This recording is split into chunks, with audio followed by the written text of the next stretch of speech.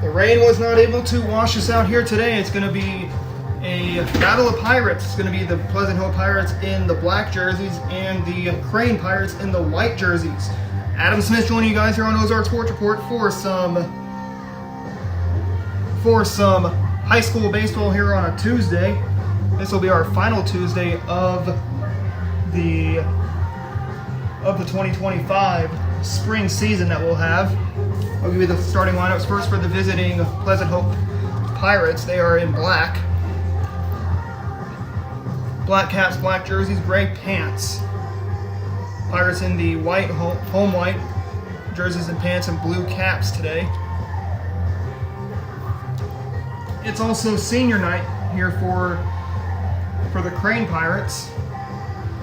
So we'll be just about ready to get things going here in the top half of the first inning of play. Getting off top of the first inning for Pleasant Hope, the shortstop, number 22, Jack Keeling. Jack Keeling will be the man to greet Brady Robinson on the mound. He is one of Crane's seniors that will be honored. We'll keep our mics on after the post-game festivities, and we will also have our post-game interviews after this game wraps up. But we're ready to play ball here from Toonie Parsons Memorial. That pitch is going to be swung on and hit in the air to right field. Is going to dunk into shallow right for a base hit. And we're underway. Batting second, number 13, third baseman, Trevor Tucker. Pleasant Hope coming on is 2-10 on the year. Crane 1-7 on the year. So both teams starting off cold this season as that pitch is hit in the air to center. Center fielder in Brock Green has it for out number 1. Batting third, number 2, left fielder, Bryson Craver.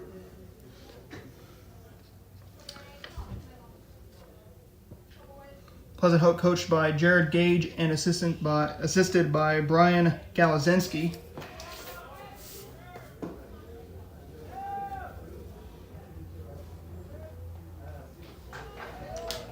First pitch is going to be a ball to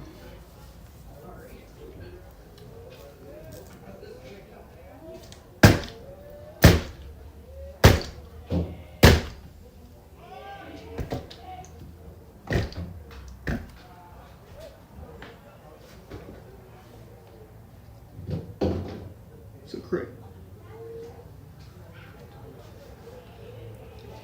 2 balls and no strikes. The count is to Craver. Pirates already have 1 out with a runner on second. And later on in this game, at about either the third or fourth innings of play, we could have head coach Chase Howardson of the Pirates boys basketball team, the Crane Pirates boys basketball team, up here. We'll talk some Pirate basketball and about their season that they recently had. I don't want to give out any spoilers. The 2-0 tried to show a bunt, but he jackknives and he will actually take ball 4. So runners at first and second for Pleasant Hope. Batting fourth, number 8, pitcher, Bradley Jenkins. Bradley Jenkins is the Pleasant Hope cleanup man. He can put the Pirates in black on the board.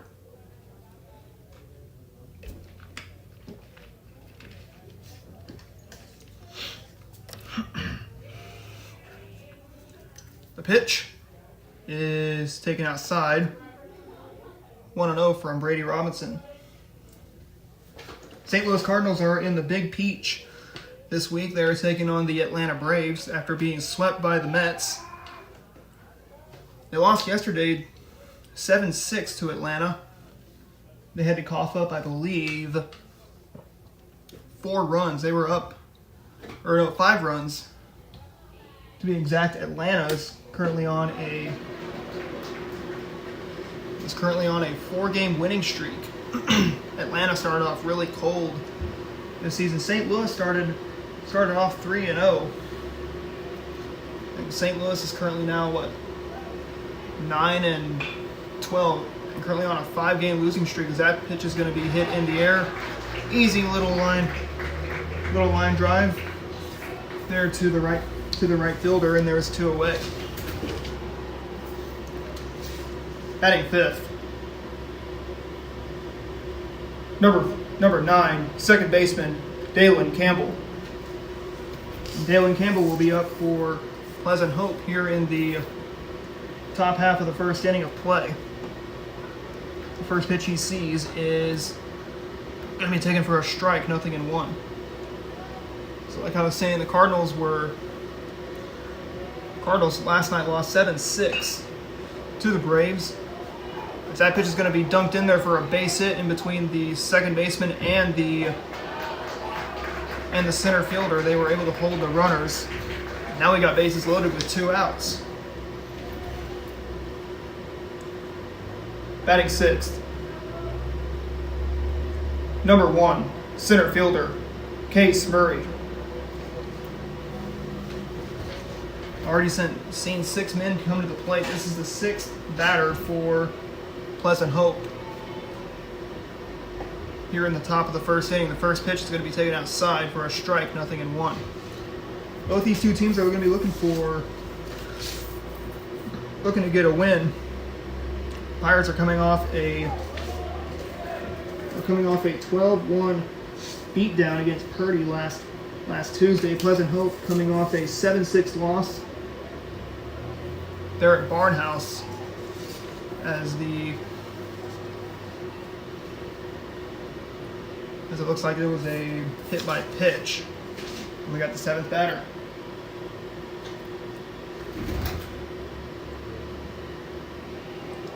Robinson's first pitch, we'll watch it, is outside. Batting 7th, number 17, catcher Peyton Guy. So Peyton Guy is the catcher. He's hitting 7th. Takes it for a strike, and it is 1 ball, 1 strike. 2 away here in the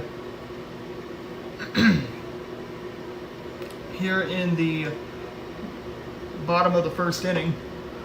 Check this swing, and there's strike 2, 1 ball and 2 strikes. 1-0 in favor of Pleasant Hope. Pirates have had a history of just getting behind. You know, this could be their week. Strike 3. As I was saying, this could be their week that they can gain some ground and get a couple wins. They play. I'm not going to say who they played next, but we go to the bottom of the first inning, 1-0 Pleasant Hope.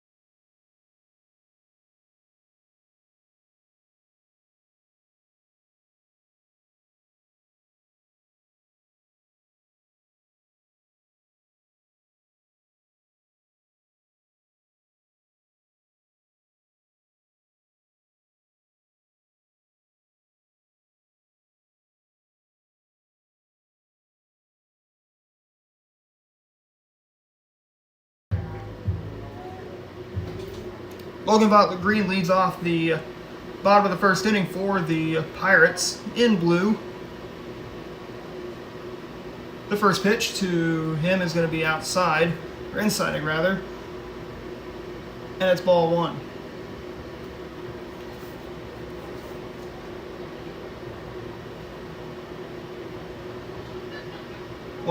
One ball, no strikes, the count.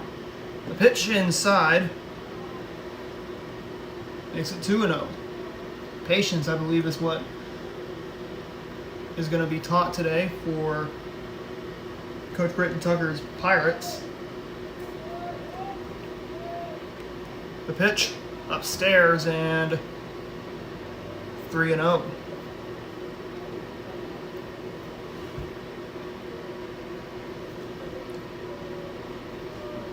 Let's see if Vaught can get on base on pitch number 4.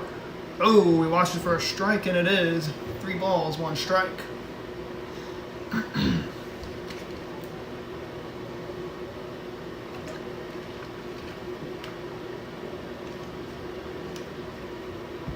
The 3-1, ball 4, and there's how the Pirates get a runner on, thanks to a walk. Batting second, number 25, pitcher Brady Robinson. Brady Robinson, the Pirates starting pitcher today for Crane. He's got Vaught Green on first already. Let's see if he can get himself on and move Vaught Green around. That's going to be right on the line, fair ball. And we're gonna have a double, and we're gonna have runners in scoring position for Seth Malstead, the Pirates' third hitter for Crane. Batting third, number 28, shortstop Seth Malstead. And it's Seth Malstead to the plate. He could possibly bring home the tying run that's on base. That's on third. That's Logan Vaught Green. Let's see if he does. The first pitch he watches is going to be taken for a strike, 0-1.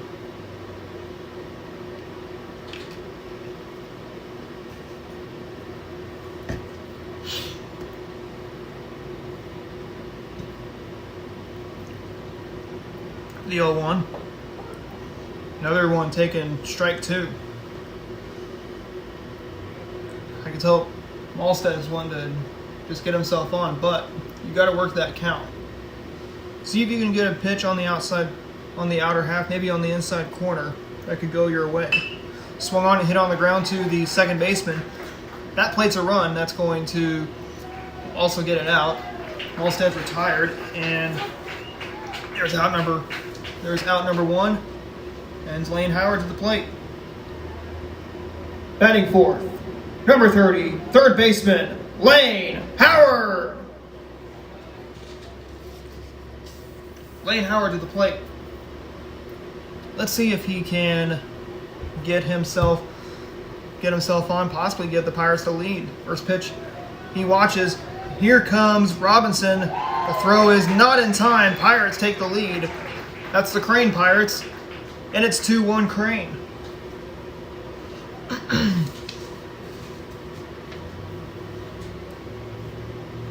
Just like that, the Crane Pirates take the 2-1 lead.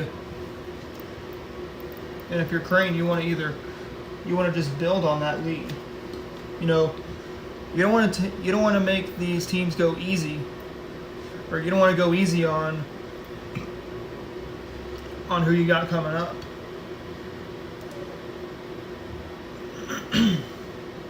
But you want to worry about this game and possibly get win number 2 on the year.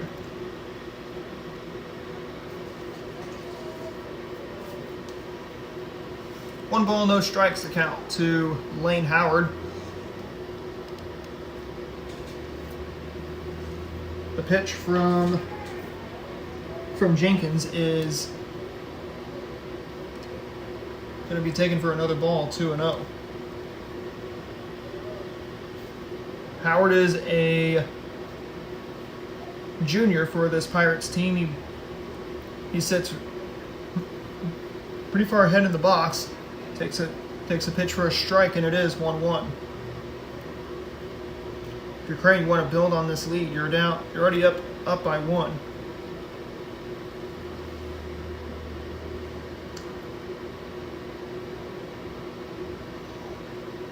The 1-0 swung on, and a 1-1 is hit softly out of play, foul.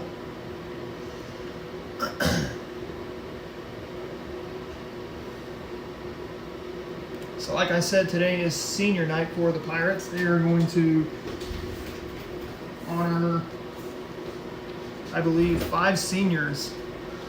Today they will honor Brady Robinson, Seth Malstead, Jake Murray, Colin Cloyd, and Connor Angel. And we will have our mic on. We will show you the senior night ceremonies. The 2-2 swung on and hit in the air to left field. It's going to be an easy fly out to the left fielder, and there's 2 away. Batting fourth, number 23, first baseman Jake Murray. So it's Jake Murray to the plate. Excuse me, he is the 5th man in the Crane lineup today.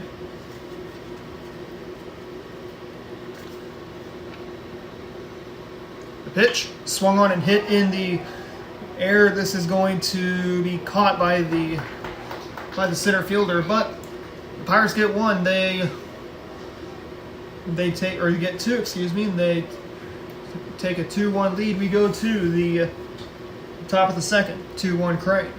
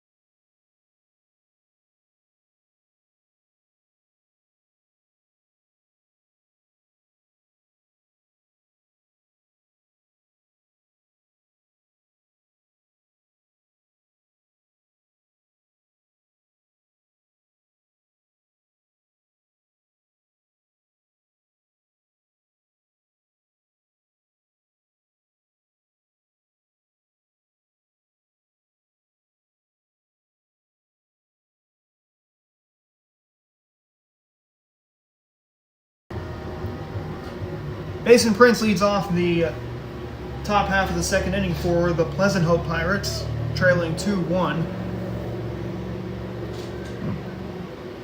First pitch is going to be in the dirt, ball 1.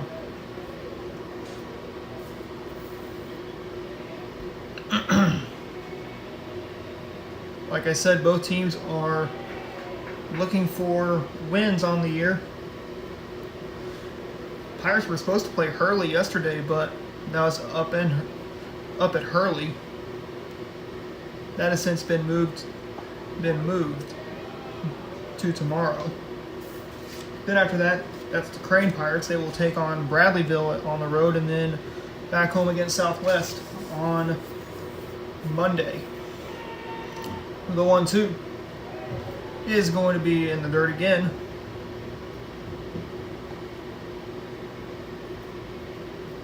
Two and 2.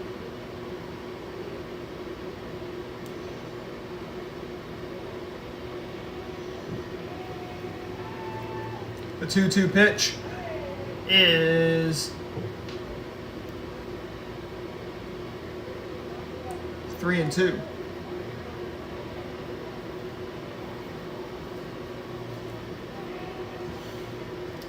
2-2. Inside and ball 4. And the leadoff man in the inning is on base for a walk. Batting ninth. Number 5, designated hitter, Tanner Horvath. And it's Tanner Horvath to the plate.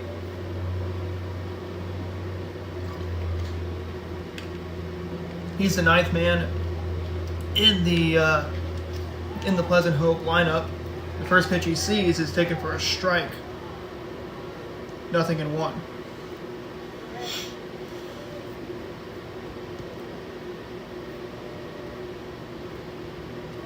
2-2 is the count. Nobody out. The pitch. Right down Maine. That's going to be another strike. Or excuse me, that's 0-2. The count on Horvath. 2 balls, 2 strikes. Nobody out. 2-1 in favor of Crane. The pitch. Swing and a miss. On a strike 3 in the dirt. He's out. And there's out number 2. Out number 1, rather, here in the top of the second. Shortstop, Jack Keeling. It's Jack Keeling. He'll look to get himself back on base. He singled the first pitch of the ball game to shallow right his last time up. And is quickly behind 0-1. Runner on first, that is Prince. That's Prince that's on first.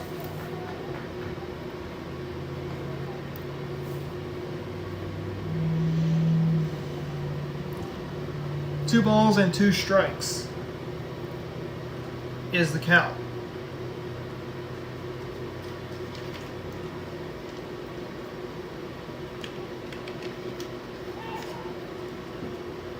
Strike 2. It's like 1 ball and 2 strikes. The count there to Keeling. He's got a man on second base. That's the tying run. He's the go-ahead run. Now the count's even at 2-2.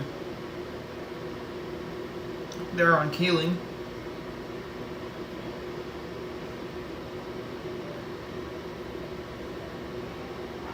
Pitch, swing and a miss, and down goes Keeling for strike 3. And there's 2 away. Third baseman, Trevor Tucker. Trevor Tucker digs in. I believe he walked his last plate appearance, or no, either that or he struck out. Grounder to the third baseman, Howard. Howard can't make the play. And we're going to have runners at the corners with 2 away.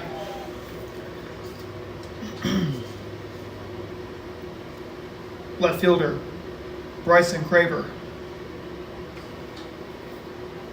And it's Bryson Craver to the plate. 2-1 in favor of Crane here in the top half of the second inning. 2 on, 2 out here in the top of the second. And like I said, it's a 2-1 game.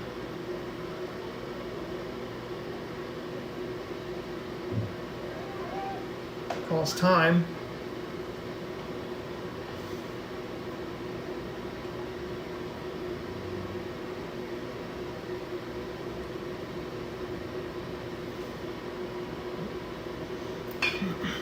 Swung on and hit on the ground to the shortstop. Shortstop can't make the play. Game's tied at 2. We're gonna have the runner move to third. So now we got runners at second and third with 2 outs. And Pleasant Hope's cleanup man coming up. Pitcher, Bradley Jenkins.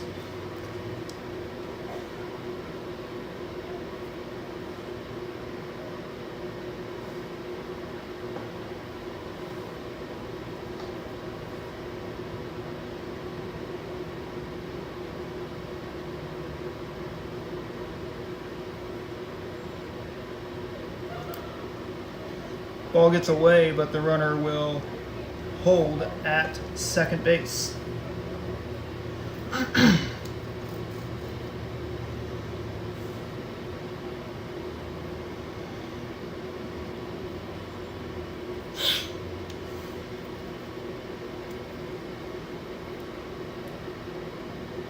Pitch from Robinson is fouled off, and it is strike one. 1 ball, 1 strikes. Scoreboard's off here at Tootie Parsons Memorial. Game tied at 2 as that pitch is in the dirt. Looks like it'll be 2-2.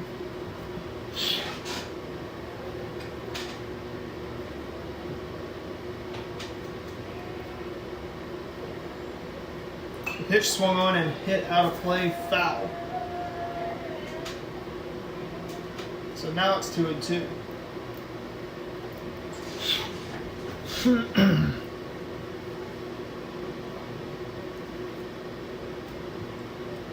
Robinson's going to look to try and get the final out of this top of the second inning. They had to cough up a run.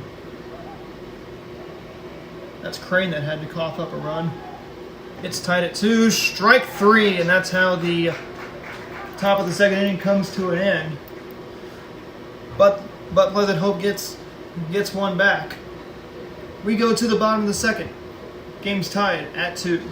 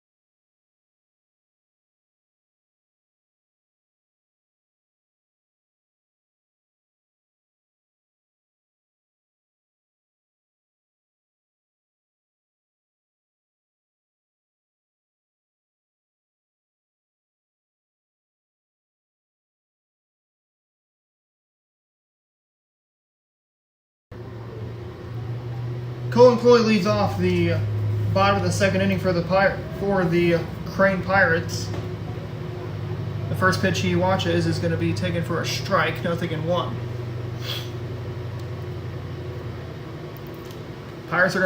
Crane will look to get their lead back after they coughed up a run.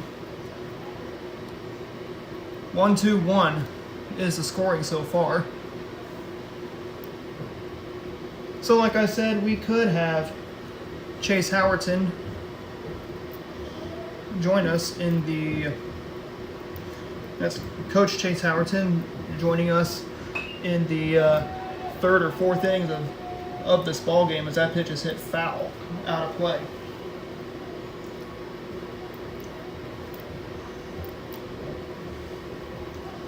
Nothing in 2 is the count to Brady Robinson. Pitch outside.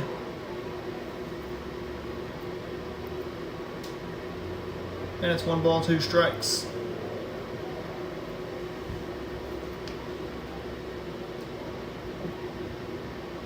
The next pitch, strike 3, and that's out number 1.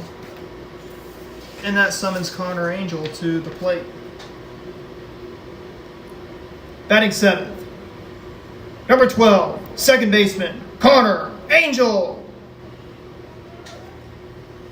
Connor Angel is the seventh man in the Crane lineup. The first pitch he sees, he swings it, hits it in the air. Into foul territory, it's strike one.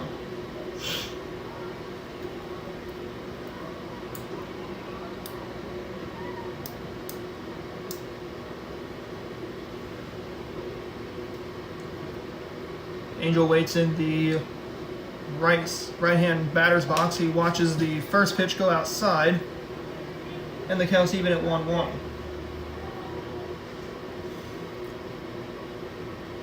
I could say the Pirates are hungry. Both Pirates are hungry for a win.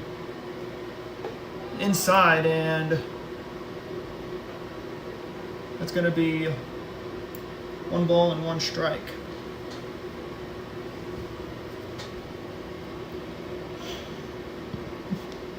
Two balls and a strike. Pitch to Angel as the ball gets away. It's 3-1.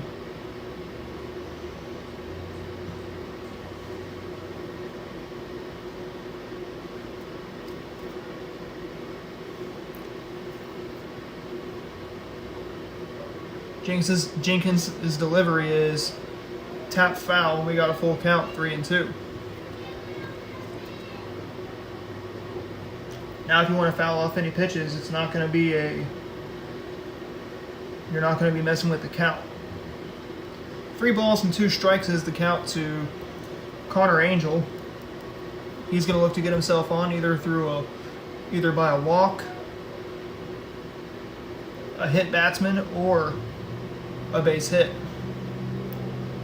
Pitch outside, ball 4, and he tosses his bat towards the third base dugout, and we got a runner on. Batting 8th, right fielder number 21, Brady Klein. Brady Klein now the batter. 1 out here in the bottom of the second inning. Pirates are tied. Both Pirates are tied. There goes Angel on a pickoff attempt. He's going to streak past second. He's going to end up at third, and we got a runner at third base. Thanks to a pickoff. Thanks to a failed pickoff attempt. Angel was already flying once that ball got away from the first baseman. So now we got a runner at third. Let's see if Klein can get himself on.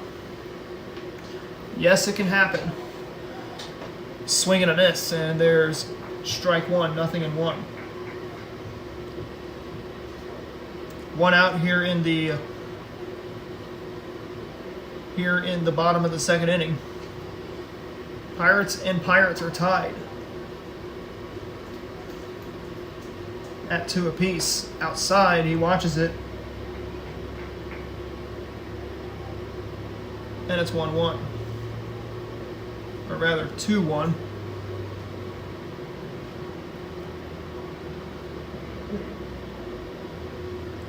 Angel the go-ahead run on third.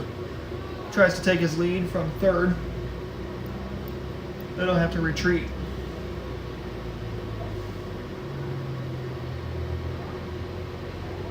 Two is our score.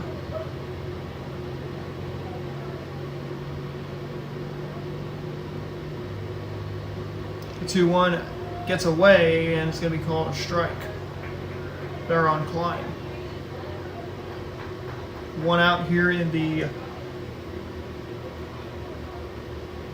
bottom of the second.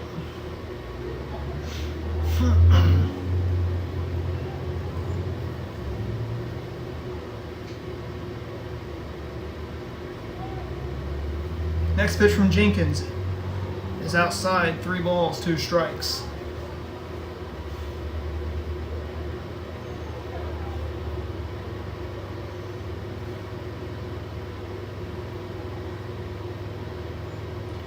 Three and 2 is the count. The pitch swung on. That's going to be hit on the ground to short. 1 run's already come across. Pirates retake the lead. It's 3-2 on the ground out. And there's 2 away. Batting ninth, number 16, left fielder, Cooper Brannon. And Cooper Brannon digs in. He's a freshman on this Pirates team.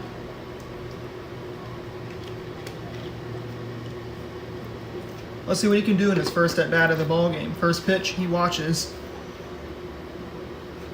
is a ball, 1-0.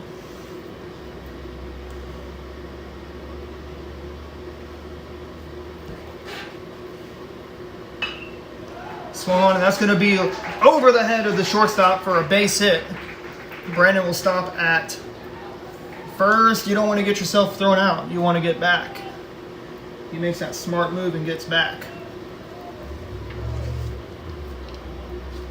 Center fielder, Logan Vaught Green. Logan Vaught Green digs in.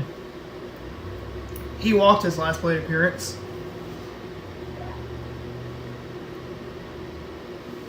Two outs here in the bottom of the second. The pitch swung on and chopped foul.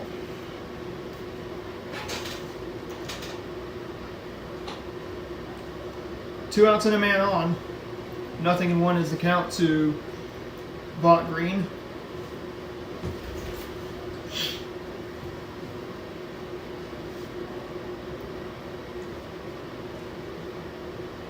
The pitch swung on, and that's going to be a base hit. That's going to roll into the outfield grass. And we got runners at the corners for Brady Robinson to help his own cause. Pitcher, Brady Robinson. And Brady Robinson digs in. He singled his last plate appearance. He can give the Pirates another run. Give them some insurance here in the bottom of the second. They've already plated one. The pitch is outside. There goes the throw down to second base. It is not in time. And we got runners in scoring position. And let's see if Robinson can either get himself on or can get himself on and drive in 1 or 2. Both runners are in scoring position. Takes a strike, and it is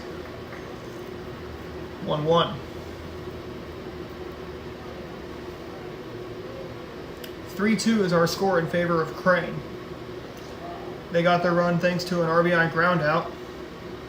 Here in the second inning, pitch hit in the air to center. Center fielder will camp underneath it, and he will get it for the final out. But Pirates leave a couple on, but they get a run.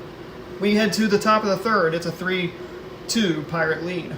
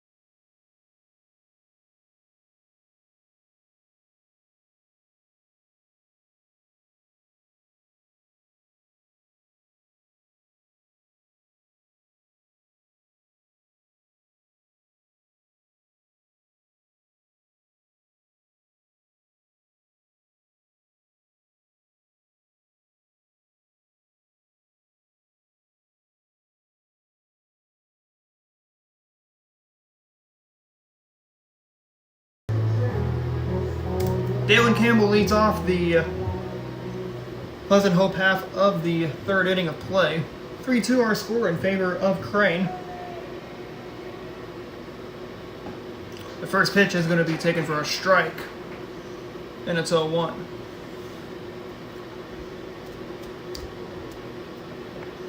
The next pitch, taken for a strike, 0-2.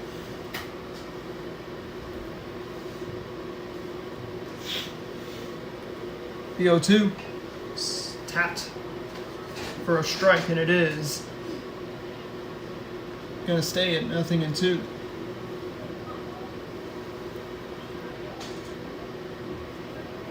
Robinson kicks and fires, swing and a miss, and down goes Campbell. Center fielder, Case Murray. Case Murray digs in.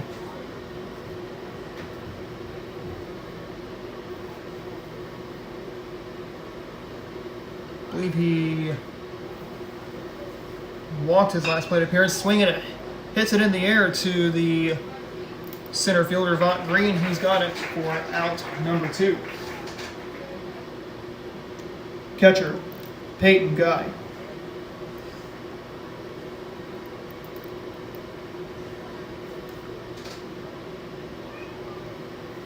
Peyton Guy now the catcher. The pitch, swing and a miss, and that's strike 1, 0-1.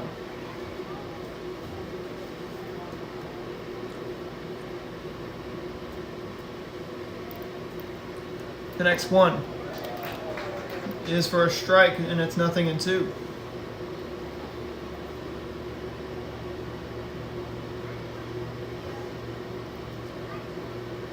The 0-2 from Robinson. Strike 3 as he is trying to look for his count to go up to a ball, but that's not the case. We head to the bottom of the third, halfway home here from Tootie Parsons. 3-2 in favor of Crane.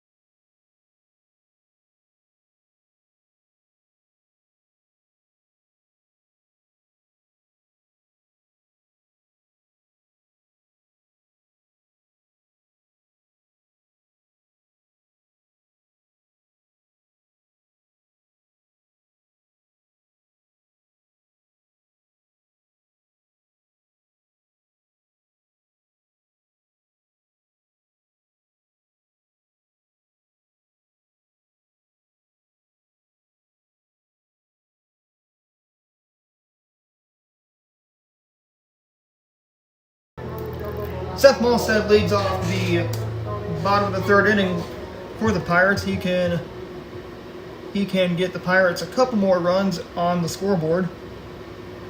Let's see if he can do that. Pirates lead it 3-2, and they can look for some more. The pitch is taken for a strike, and it is 0-1. Struck out his last plate appearance. Seth Malstead, that is. The next one is taken for a ball even at 1-1.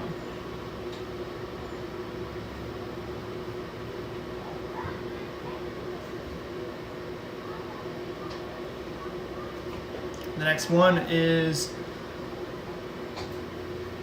going to be taken for another ball, 2-1.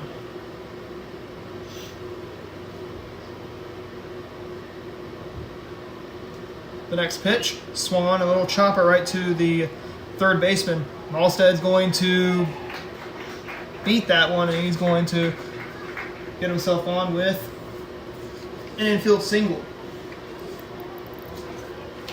Third baseman, Lane Howard. And Lane Howard digs in. Flew out his last plate appearance. That was back in the top or in the bottom of the first. Let's see if Howard can put himself on. 1-2-1-1 is our scoring today. There goes Malstead. And he's going to slide in there safely.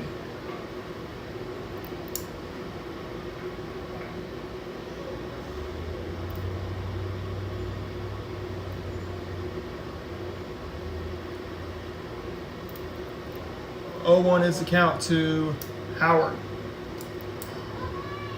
Swings and look out inside the Pirate dugout. That pitch was screaming inside there.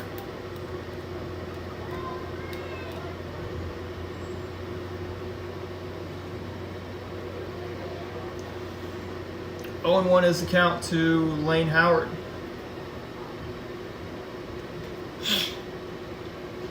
The pitch, swing and a miss, and down he goes. But it's just one out. First baseman, Jake Murray.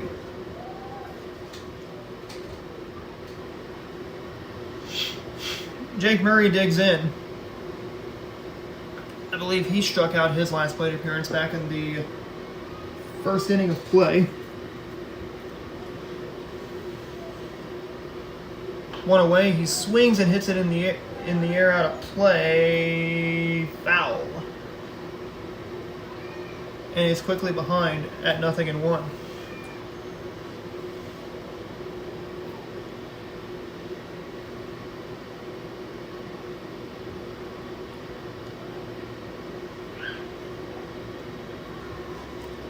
Murray will rock the bat up and down.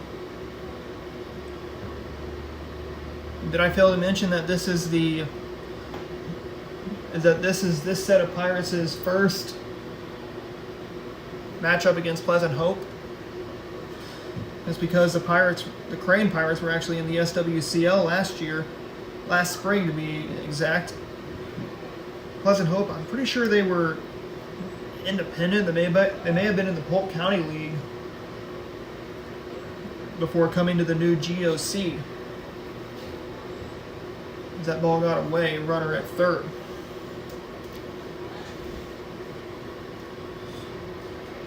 Two balls and a strike is the count to Jake Murray.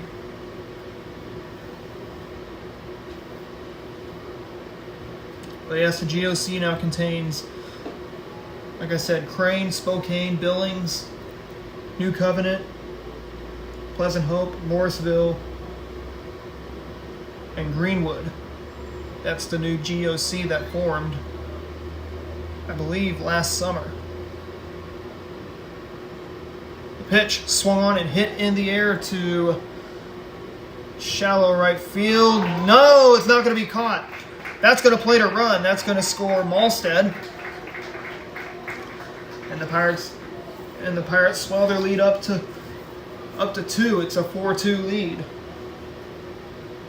Catcher, Cohen Cloyd.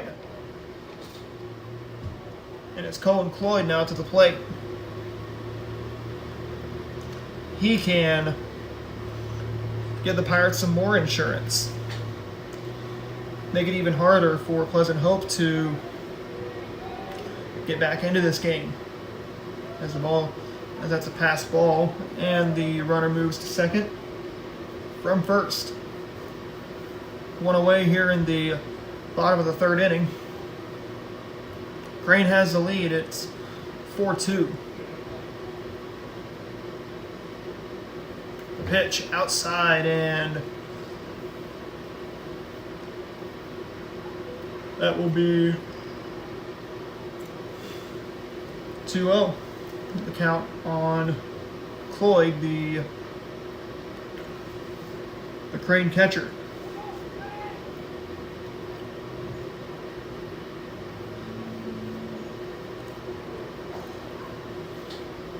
Man at second, that's Murray.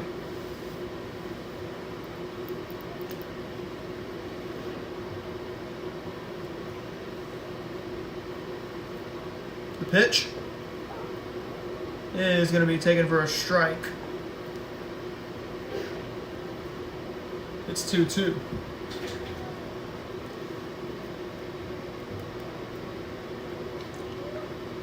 Cloyd is part of Crane's 5 seniors. Swings and hits it foul.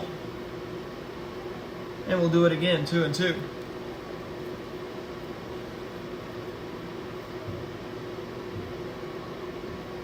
So I guess the umpire said it was no swing on that other one, so that pitch didn't even count. So now we're at 2-2. Let's see if Cloyd can get himself on this 2-2 pitch. Swings and hits it.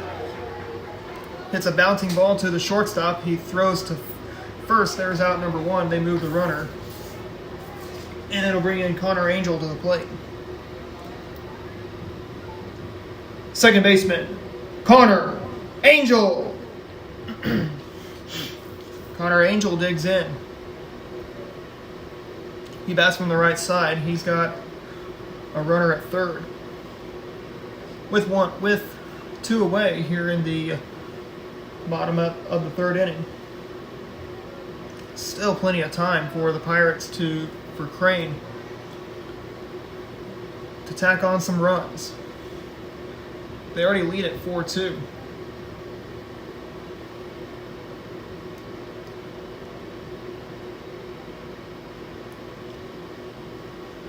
The pitch is going to be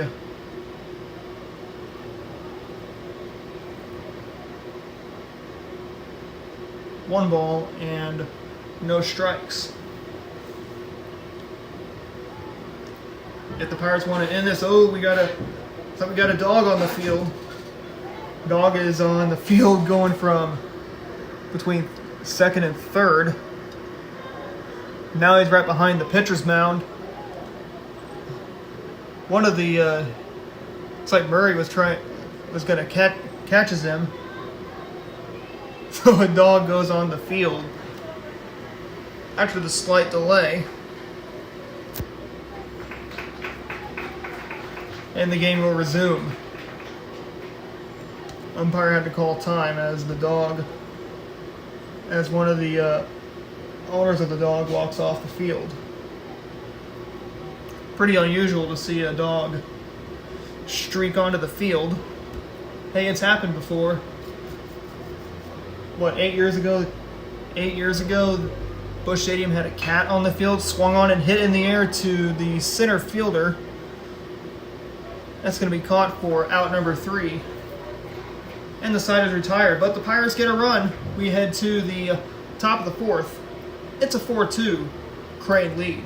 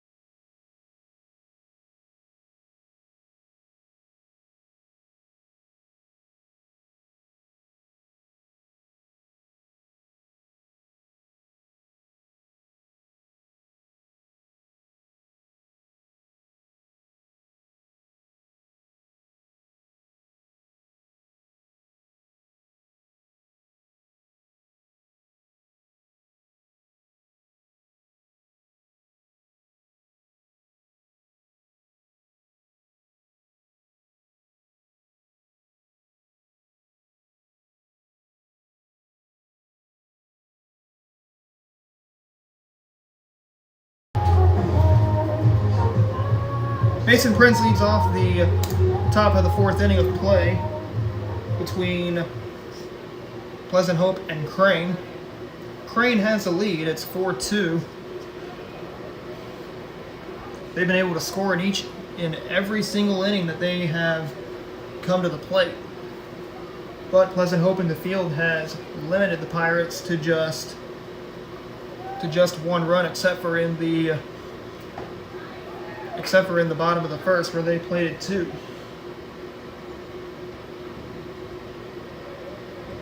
Let's see if Crane can get their lead above 2 once they come back into the box in the bottom of the fourth inning of play.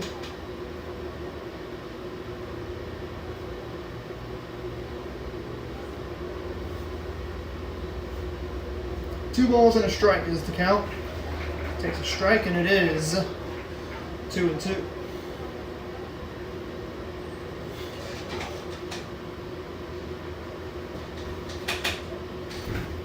The 2-2. Strike 3, and there's out number 1. Here in the top of the fourth. Designated hitter, Tanner Horvath.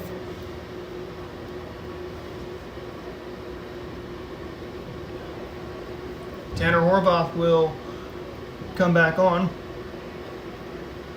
He struck out, I believe, his last plate appearance. The first pitch is taken for a ball, 1-0.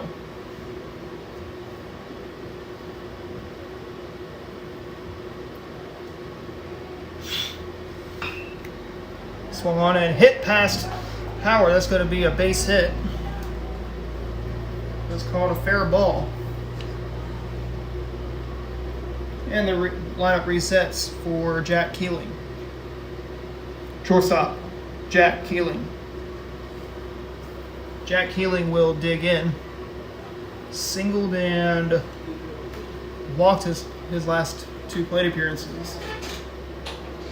He represents the tying run here at the plate as I'll see head coach Chase Howerton of the Crane Pirates boys basketball team make his way up to the press box. So that means we're going to have him as our guest, and we'll talk Pirate basketball. 1 ball, no strikes is the count to Keeling.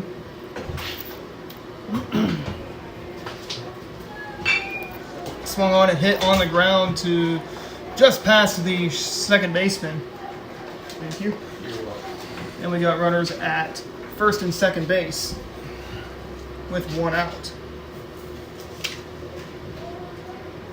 Third baseman, Trevor Tucker. So now I'm joined by head coach Chase Howerton of the Crane Pirates basketball team. Coach, you guys had a pretty good season, improving season after the last season that you guys had. That pitch is hit on the ground past the third baseman. That's going to hold the runner. That's going to load the bases. So what was the initial thing that you really talked about last summer going into November? Yeah, just maturing. Our first year. Left fielder Bryson Craver. Our first year, we started 4 sophomores, and so they gained a lot of experience. But the biggest thing was just maturing physically. Getting in the weight room. I think helped a ton. So we just talked a lot about that over the summer. You guys did talk about a lot about that over the summer. It's just maturing, and you guys went to a 20-6 record. Yeah. On this year. You came second in your own tournament. I believe you guys placed 5th in the blue and gold. I think we played on that day. I think we ended up losing to Mount Vernon, I think, for that consolation game. But you're playing on the 4th day of the blue and gold. That's what you want, and it's obviously a great tournament. And anytime you're playing on the 4th day of the blue and gold, it's a good thing. So it's always a good thing to be playing that 4th day on the blue and gold. Blue and gold's always on a college floor. It's either at Great Southern or Hammond Student Center at the campus of Missouri State. And also, you guys went to the Pierce City tournament at the beginning of of the winter season. And I believe you guys won that We tournament. did. Yep. We played Pierce City for the championship there. Played East Newton in the semis, I believe, and hit a bucket late. And Pierce City's a hard place to play, and hard to beat them in on their own floor and their own tournament. But kids found a way to get it done there. Your kids did find a way to get it done there at Pierce City. You know, in high school basketball, I believe you guys are limited to just 3 tournaments throughout the year. That sounds correct. Maybe so. Yep. Sounds right to me. And now talking about outside the tournament, you guys are in a new conference, like because Crane came out of the SWCL into the GOC. Which that was a whole new conference that started. What were you guys expecting as that pitch is going to be hit to the shortstop, throw to first, gets him, but a run scores, and it makes it 4-3 Crane.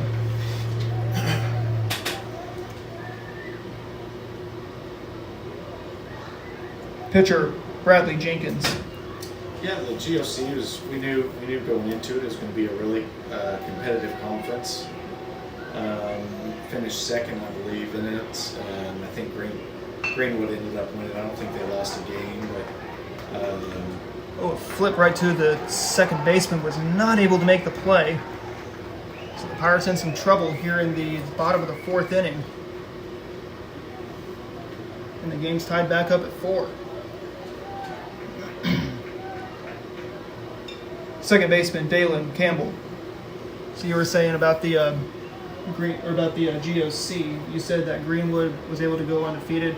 You didn't see them in your district. no, they were. Greenwood was Class 3, I believe. We stayed Class 2, but had a good run in a lot of competitive games. Conference games are always tough. Hit on the ground at third. They're not able to get it as Pleasant Hope takes it. Trying to get him at home, I believe. I got away with one there. So he must have got away. So We'll take it.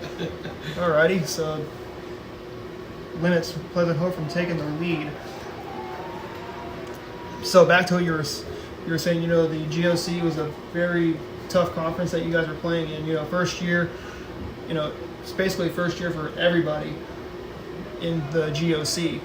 And now talking about your roster, you guys had some seniors, you had some juniors, of course, freshmen and some sophomores. Mostly some of them that played both varsity and JV. I believe your starting 5, I believe, was Braylon Merritt, Owen Vaught, Andrew Fawcett, and see who else I can think of. Colton Hoffman. Yeah, and Ethan was Lauer. our lone senior. So talking about each player individually, what did they bring in and night out? Yeah, I think they gained a lot of experience. Like I said, the year before, my first year here, I think we had 11 games where we lost by single digits, and swung on and hit on the ground to the second baseman. He'll throw to first, and there's out number 1, but a run scores. Out number 2, excuse me. Run scores, and it makes it now a 6-4 Pleasant Hope lead. Catcher Peyton Guy. And we gained so much experience that first year. A lot of those kids never played varsity before, and the ones that had, they just limited minutes or spot minutes, and so we play one of the toughest schedules in the area, and so they're just they're resilient. They're extremely competitive, and they want to be good. They want to be special, and that's a big reason why this second year they took a big jump, and we ended up on the other side of a lot of those single possession, single point games.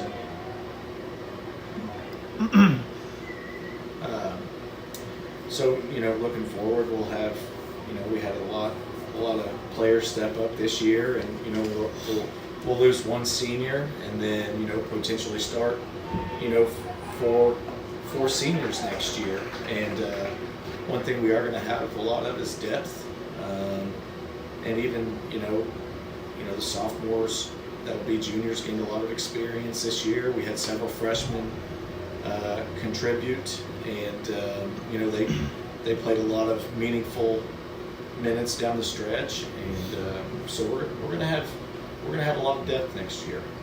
Sounds like you guys will have a lot of depth next year on the basketball court once November comes. And I was talking about tournaments next year. Do you guys think you'll be, of course, in your own tournament, blue and gold in Pierce City? Mm-hmm. Yep, we're gonna keep the same tournaments. We've added Chadwick to our schedule, and we've added a big class. I believe they're Class 4, Pea Ridge, Arkansas next year. So we're going to stick with a tough schedule and see if that can pay off come district time. See if that'll pay off come district time. Does Pea Ridge come up here, or do you guys go down to Pea Ridge? We will host next year, so they'll come to us the first time. So. Right fielder Mason Prince ran in some trouble here in this the top of the fourth inning, and you guys didn't see Chadwick last season. That Chadwick team last year, they were a juggernaut. They're going to be without one of their big players in Clayton Garrison, who can really get up. Yep. He's going, I believe, Evangel. I believe He's a wonderful player. He was really good at Chadwick, and he graduates, but they still bring several guys back, several good guards that have state championship experience, and they're very well coached, and it's a good opportunity for us to get better early in the year and see some with what they do in the full defensively, they like to pressure a lot, and even at the half court they get after it, and so it's a great early test for us, and it was nice to get them on the schedule. So. Right, and then now talking about the Pierce City tournament and the Crane tournament, what's going to be different? Are we going to see different teams? Is it just going to stay the same?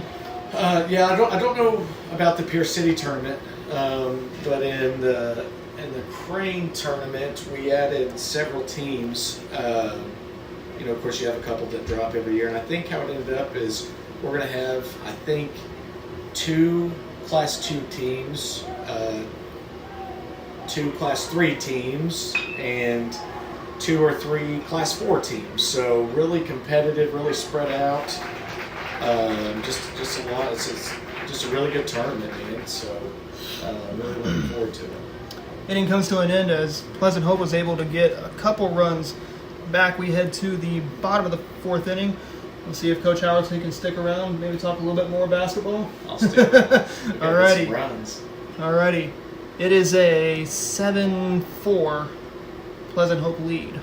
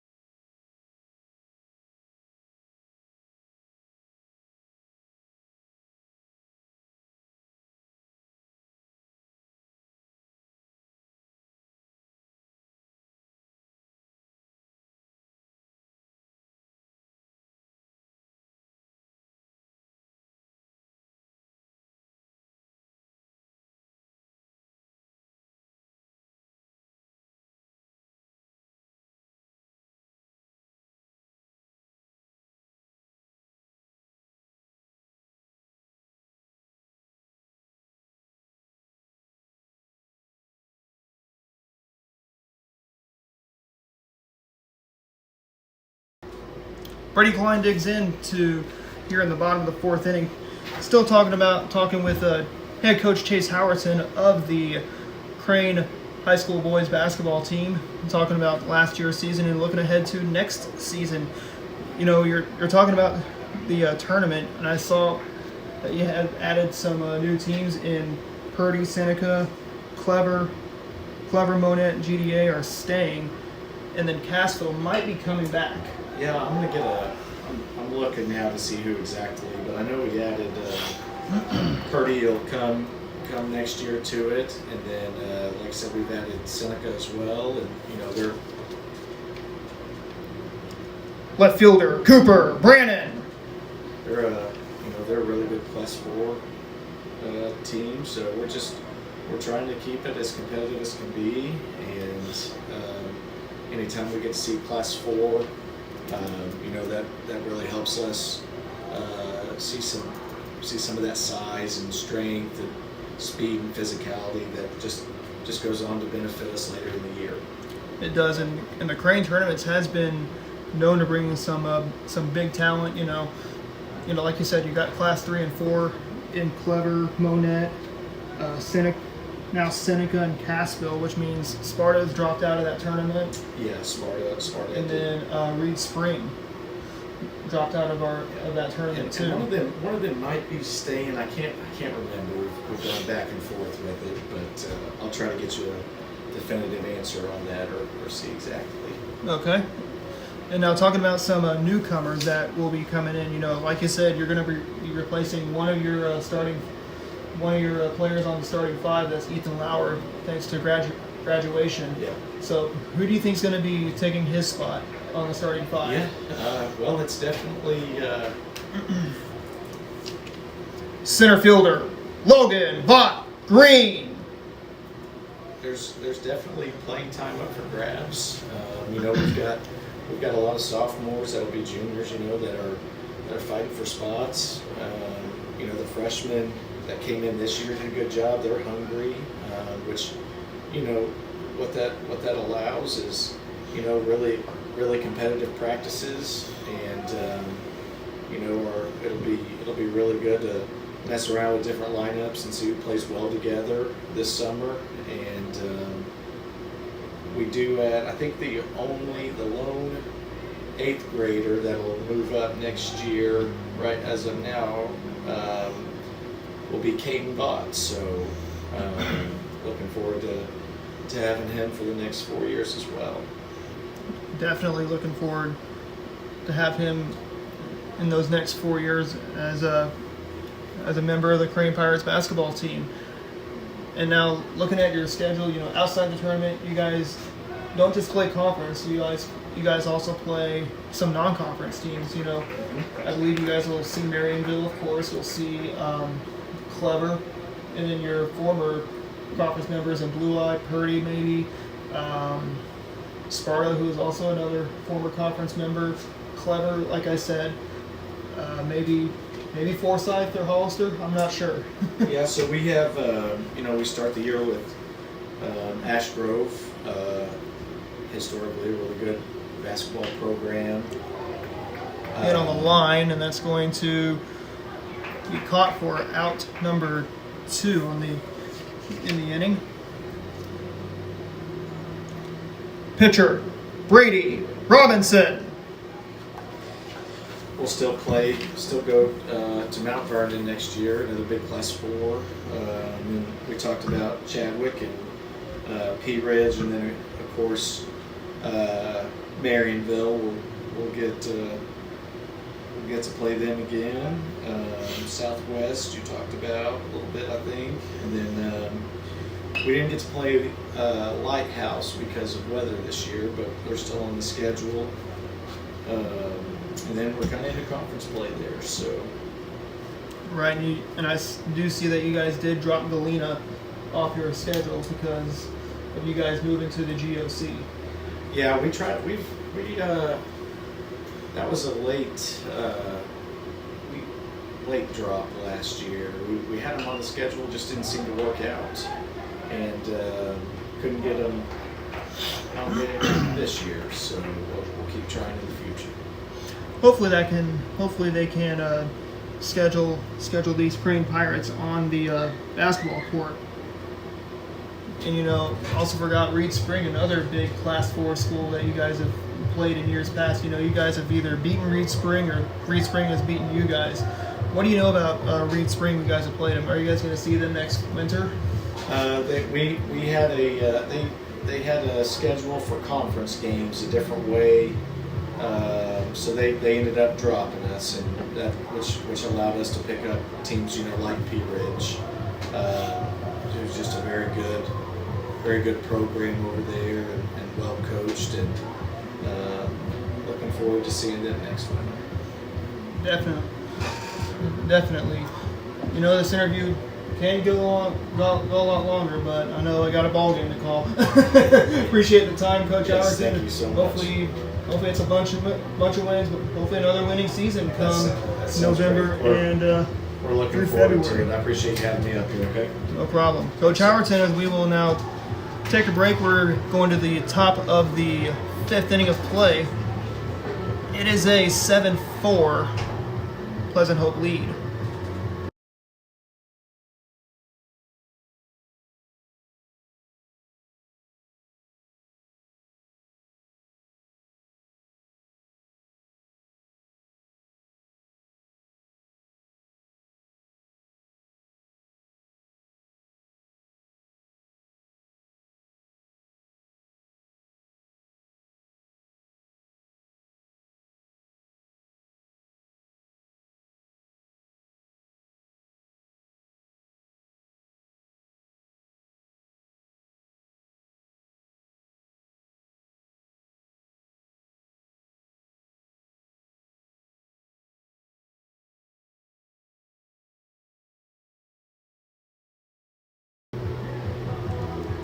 Tanner Horvath leads off the top of the 5th inning as we were visiting with Coach Chase Howerton of the Crane Pirates boys basketball team. So it is 6-4 in favor of Pleasant Hope as that pitch is hit foul.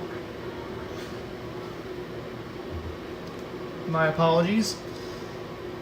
The difference was the top of the 4th for Pleasant Hope, as they were able to put 4 runs on, and they were able also to hold Crane scoreless in their half of the 4th inning. 0-2 is the count to Horvath.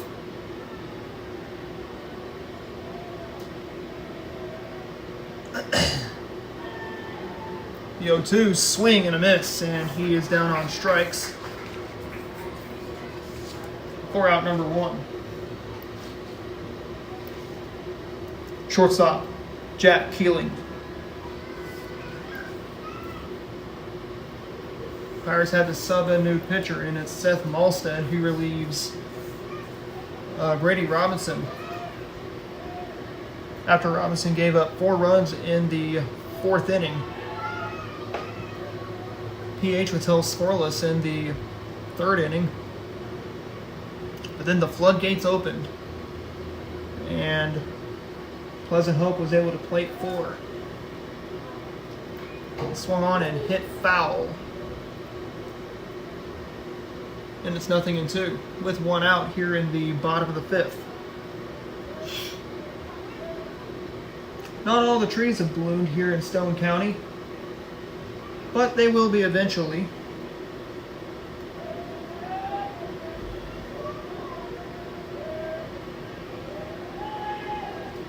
Next pitch is going to be taken for a strike, and it's 1 ball, 2 strikes.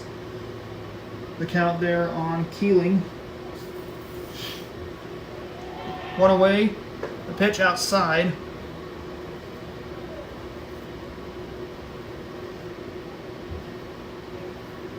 And it's 2-2. The next one swung on and hit foul. So Pleasant Hope looking to spoil senior night tonight. But let's see if Crane can prevent that from happening.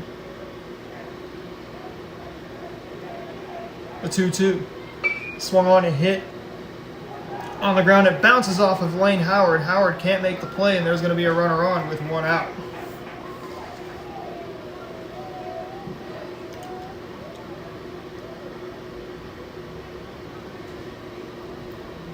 Third baseman, Trevor Tucker.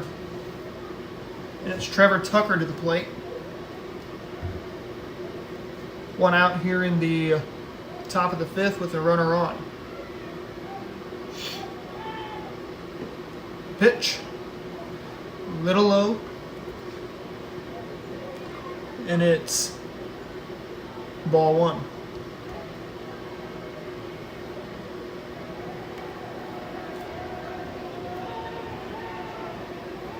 Howard creeps.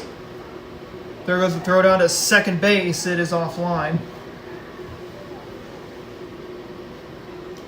And Keeling's going to be on with or is going to reach second on a stolen base.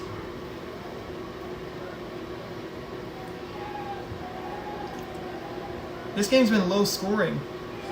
Today calls time and he wasn't granted time. Or no pitch, so it's still 1 ball, no strikes. The pitch, chopped at it, and that's strike 1. 0-1 the count. Or 1-1, excuse me.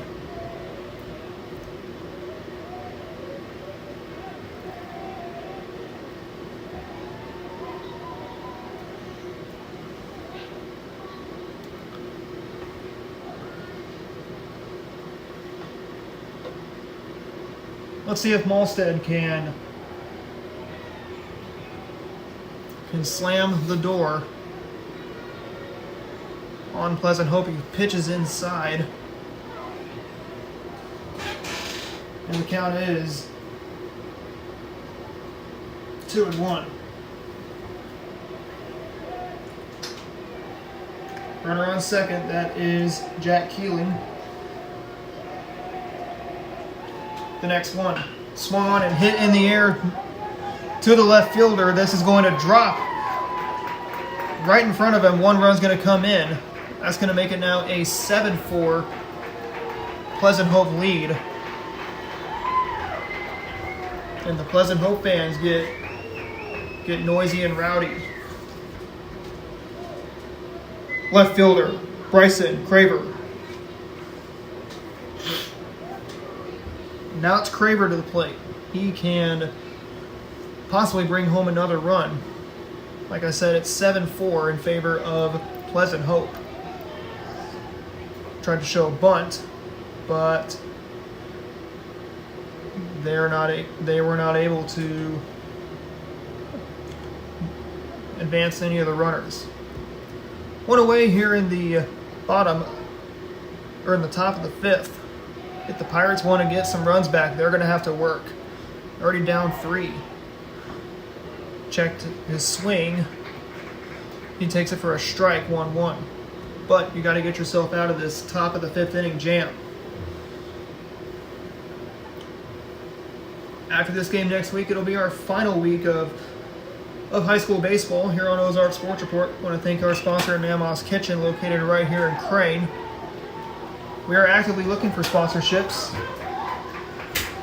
That's going to plate another run, and that's going to make it now a 4-run Pleasant Hope lead. The lead now swells to 8-4.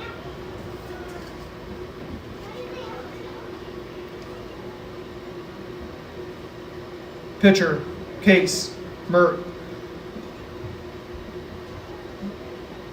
Pitcher, Bradley Jenkins. Bradley Jenkins is the new batter for Pleasant Hope. So I'm trying to show bunt. Pirates have a hole to dig themselves out of. Oh, got him! They're at second base, and that's that could be some motivation to get the final out here in the top of the 5th.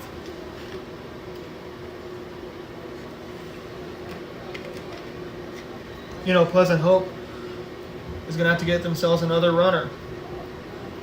Foul tip, and it's 1 ball, 2 strikes. This season the Pirates have not been blown out in a lot of their games, except for against Purdy and against Seymour last week and earlier on this season. I can tell you Coach Britton Tucker's going to make his players work. 2 balls and 2 strikes is the count to Jenkins. Crane's already had to go to their bullpen in Seth Malstead. But can Crane come back? That pitch is hit foul.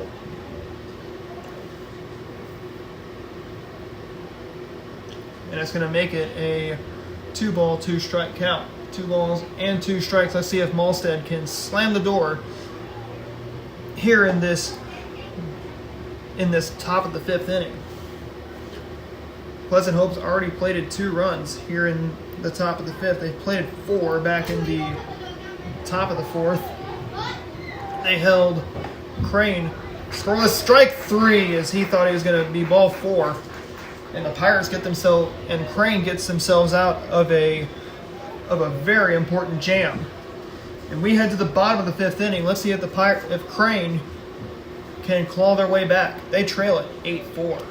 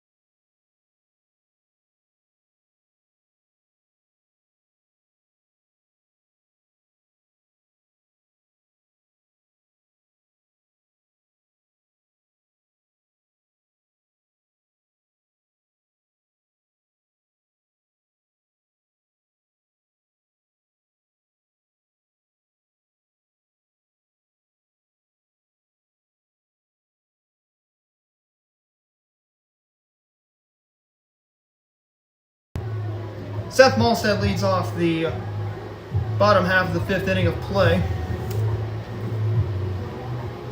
Bradley Jenkins out for his 5th inning of work. He's given up 4 runs today. The pitch is upstairs, taken for a strike, and it is 0-1.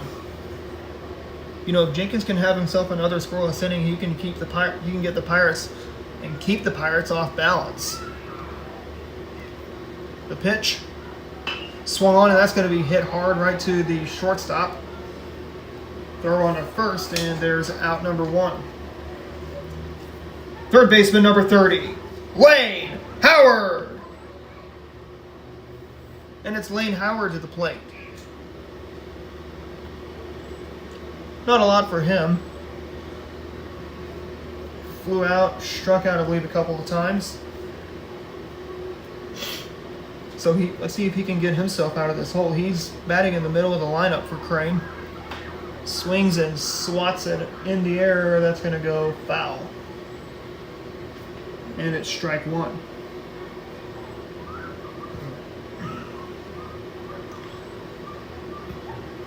Oh, 1 is the count to Howard. 8-4 in favor of Pleasant Hope. Swings and hits it in the air to the very shallow part of the outfield, and there's out number 2 here in the bottom of the 5th. First baseman, Jake Murray. Now it's Jake Murray up to the plate. Let's see if he can keep this inning going. He swings and hits that first pitch, and he is not gonna get, or it's gonna be caught, pardon me, by the left fielder. And the Pirates are held scoreless. We go to the top of the 6th. Pleasant Hope still has an 8-4 lead.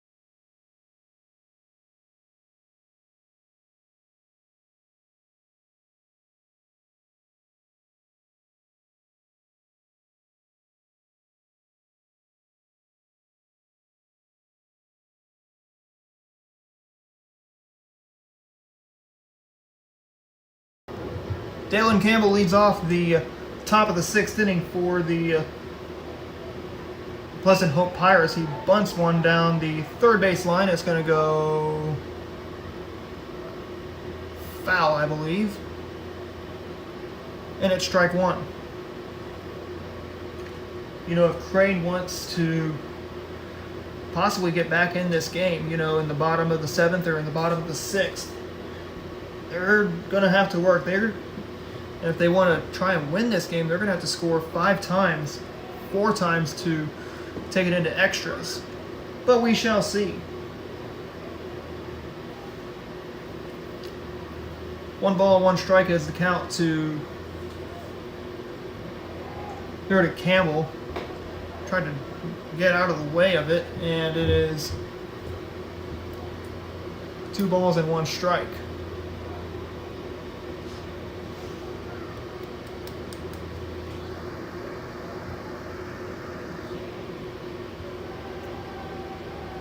The 2-1, here it comes. Swung on and hit on the ground to the shortstop. And they're going to throw it on to first, and there's out number 1. Center fielder, Case Murray.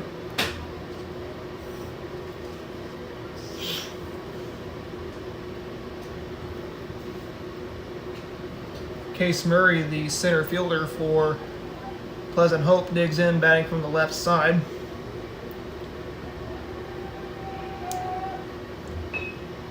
He swings and hits it on the ground. Throw in the dirt. And Murray's going to be safe.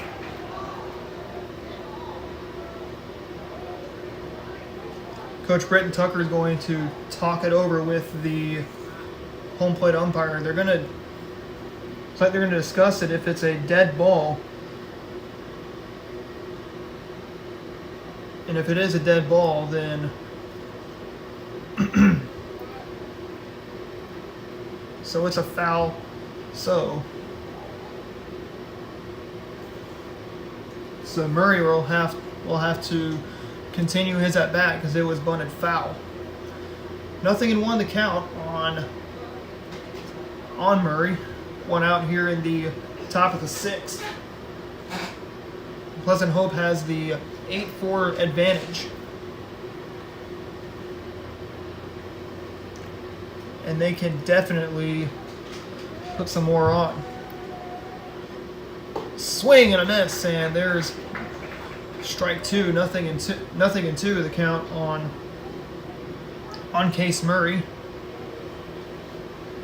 Let's see if he can get out number 2. So Crane was saved on that one, swing and a high fly ball into shallow center. Center fielder Vaught Green has it for out number 2.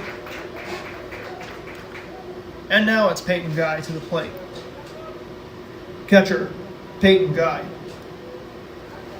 Peyton Guy digs in. I believe he singled and struck out, of course. Possibly walked in his last 3 or 4 plate appearances. 0-1 is the count.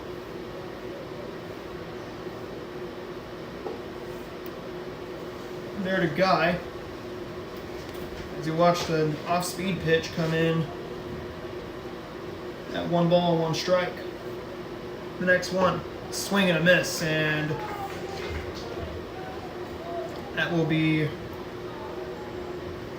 strike 2, 2-1. 2-1 to Guy, swing and a miss, strike 3, and there's out number 3 at the top of the 6th. We go to the bottom of the 6th. Let's see if the Pirates can scratch it, that can get back into this 8-4 deficit that they have.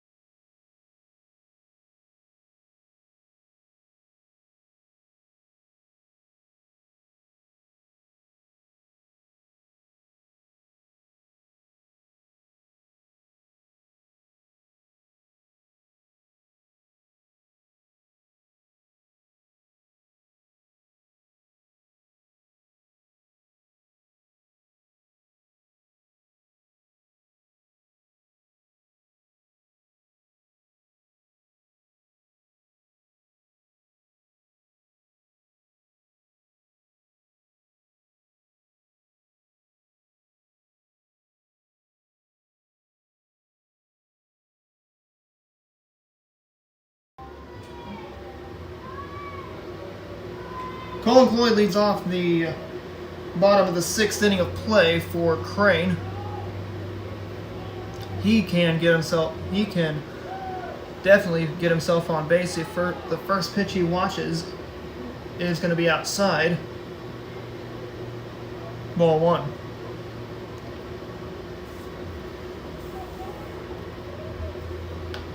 The next one, swung on and swatted foul right to the third base. Right to the third baseman. It was actually a fair ball there. They get Cloyd, and there's one away. Second baseman, Connor Angel. And it's Connor Angel to the plate. I believe he struck out his last at bat.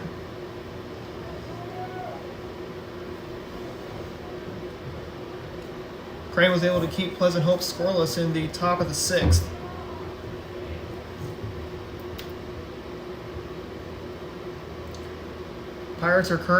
Crane currently trails Pleasant Hope 8-4 here in this bottom of the 6th inning of play.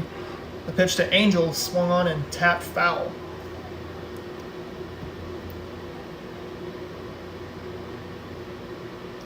"8-4 is our score, like I said.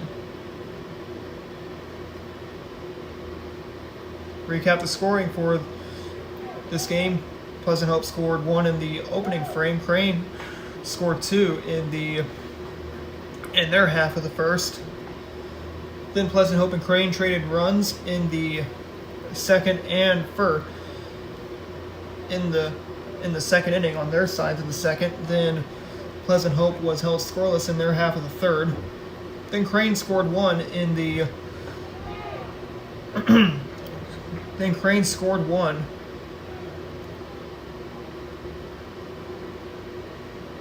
in their half of the third inning.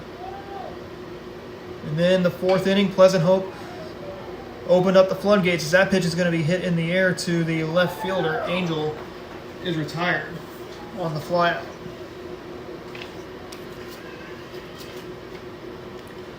Right fielder, Brady Klein. And Brady Klein digs in. So Pleasant Hope scored 4 to take a 2-run 6-4 lead. And then in the 5th, they scored 2. Crane held scoreless in the bottom halves of the of the 4th and 5th innings of play as Klein has to retreat back. It's a foul ball. And then Pleasant Hope was held scoreless in their half of the 6th. And that's where we currently stand as of right now.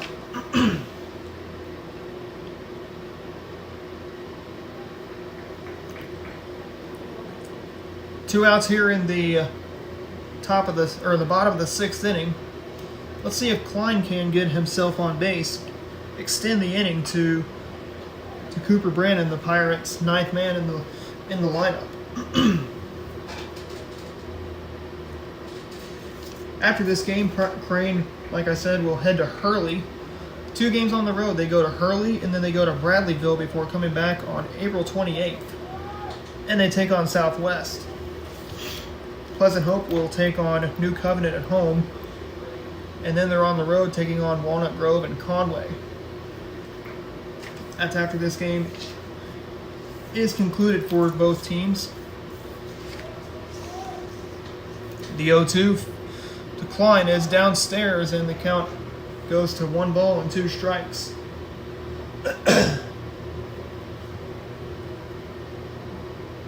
Pleasant Hope has the advantage. It's 8-4. After senior night after this game, we will keep our microphone on for senior night.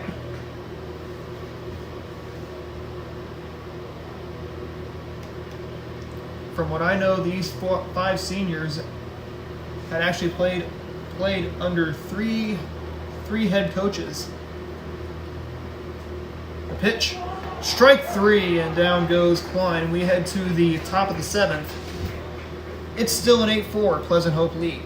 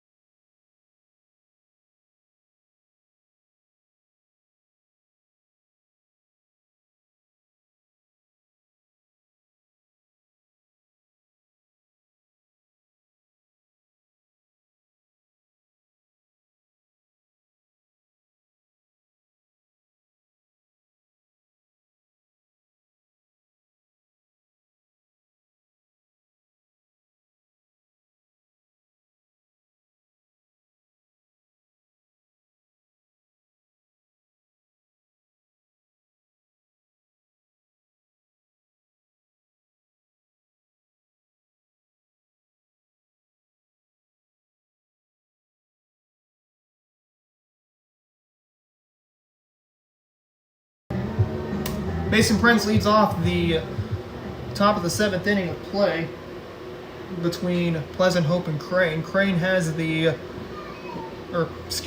Hope has the 8-4 lead. The first pitch to Prince is going to be taken for a ball, 1-0. Our next game, we will be back here at Tootie Parsons. It will be the Pirates taking on Southwest on April the 28th, as that pitch is thrown on to first for out number 1.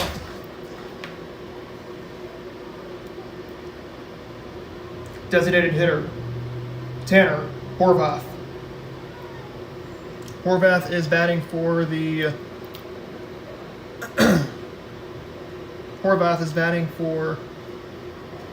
third baseman Alexander on the Pleasant Hope lineup. One out here in the top of the 7th. Pitch is taken for a strike, and it's 0-1. Crane can definitely walk off Pleasant Hope tonight, but they got to string in 5 runs. Swung on and ripped foul.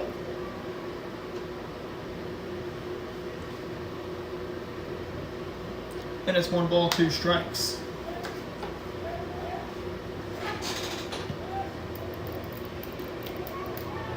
The 1-2. Strike 3, and there's out number 2 quickly and quietly here in the top of the 7th inning. And it's up to Jack Keeling. Shortstop, Jack Keeling. Jack Keeling is possibly the final hope for Pleasant Hope here in the top of the 7th inning. We'll send this game into the bottom of the 7th inning, where the Pirates have 3 outs to work with if they want to get back in this game. Possibly win this game and take it away from Pleasant Hope. And Crane can get win number 2 on the year. The 1-2 swung on and ripped foul. That looks like it was headed to the park just across the street.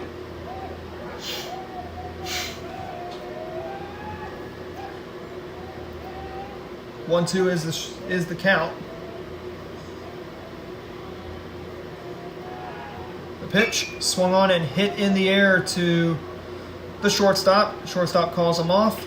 And we go to the bottom of the 7th inning. Let's see if the Pirates can put 5 up on the board. They trail it 8-4. And they're down to their final 3 outs.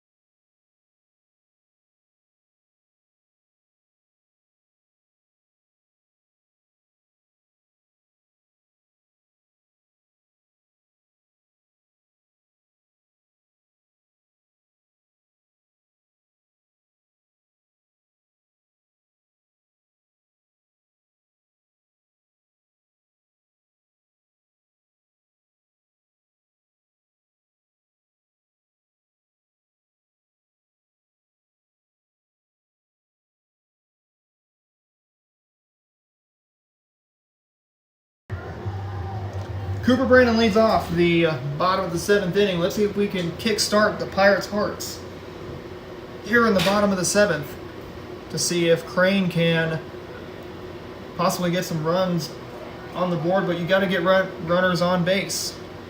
in order to produce runs. They've already scored just 4 times. They've been held scoreless since the bottom of the 3rd inning. Brandon evens the count at 1 ball, 1 strike.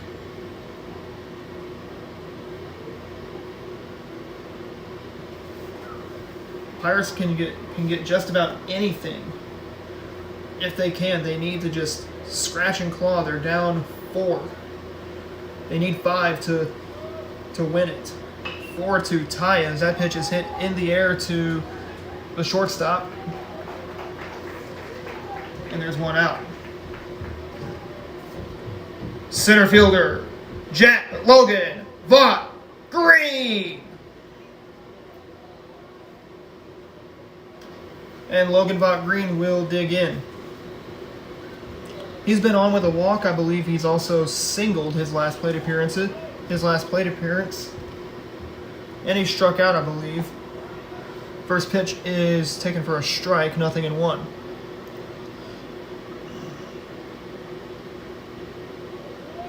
One out here in the bottom of the 7th. The pitch, swing and a miss, and it's 0-2 as Vaught Green gets himself behind. 1 out here in the, like I said, 1 out in the bottom of the 7th. Pirates have just 2 outs to work with. That's Crane if they want to possibly get back on the scoreboard. The 0-2. Oh, that hits him, and that's going to put him on base. And that will summon Brady Robinson to the plate. The shortstop, Brady Robinson. As we'll see Coach Jared Gage come out. Looks like that'll be it for Bradley Jenkins. He gives up 4, pitches into the 7th, into the bottom of the 7th. I believe he pitched about 6 2/3 innings as he was able to get the first out of the game. We're gonna step aside. We'll tell you who the new pitcher is once we come back.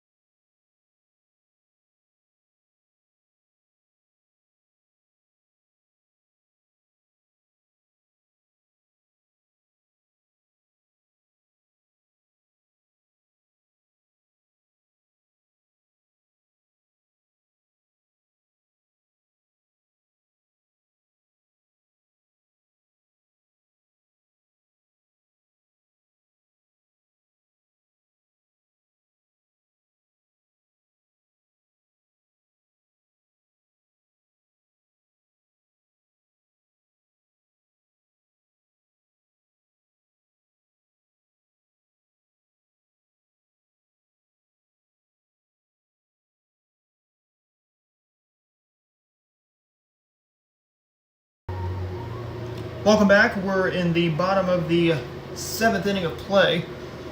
New pitcher for Pleasant Hope is Turner Alexander. He comes in, he relieves Bradley Jenkins. Jenkins, who pitched into the bottom of the 7th. Alexander is going to be tasked to get the final 2 outs of this ball game and give Pleasant Hope win number 3 on this season. If Crane is able to score 5, that will be win number 2 on this season, as Robinson foul tips one, and it's a strike 0-1. Cardinals and Braves are about an hour into their matchup down at Truist Park down in Hotlanta. I believe they are either in the bottom of the... that's going to be over the head of the first baseman. It's going to go foul. So, like I was saying, Cardinals and Braves have probably already gotten started in their game tonight down in Hotlanta, Georgia. Cardinals are going to look for road win number 2 on this young season. 0-2 is the count to Robinson. He foul tips one, stays alive. And we'll do it again.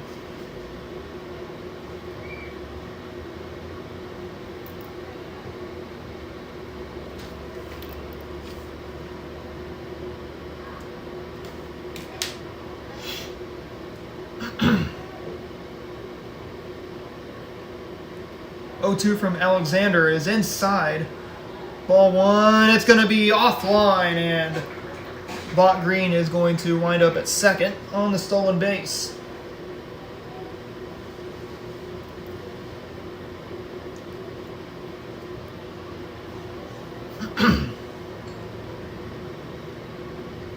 So let's see if Robinson can get himself on. He can possibly shrink the deficit down to 3, depending on the speed of Logan Bot Green. Let's see what happens. The pitch is outside, and it's 2-2. If you're Alexander, you're going to be looking to just control the strike zone and hopefully look for a ground out. Possibly a double play. I mean, it can happen. 5-3 double play, swung on and ripped foul once again. Just past the hill along the first base line here at Tootie Parsons. 2 balls, 2 strikes, 1 out, bottom of the 7th. We'll see if the Pirates if Crane has some life and they can walk off the Pleasant Hope Pirates downstairs, and 3-2.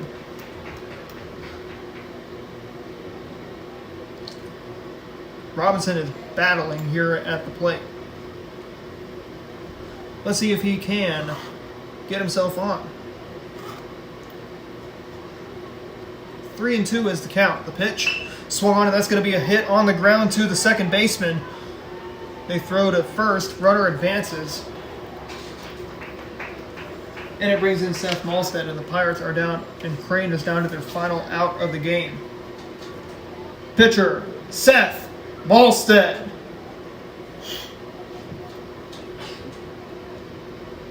Pirates led by just 2. If they can get out of this, if they can put another runner on, you could be looking at a tying run situation.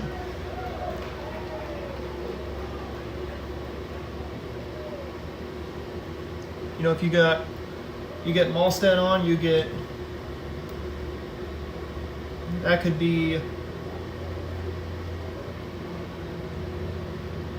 be Howard representing the tying run. He's on deck.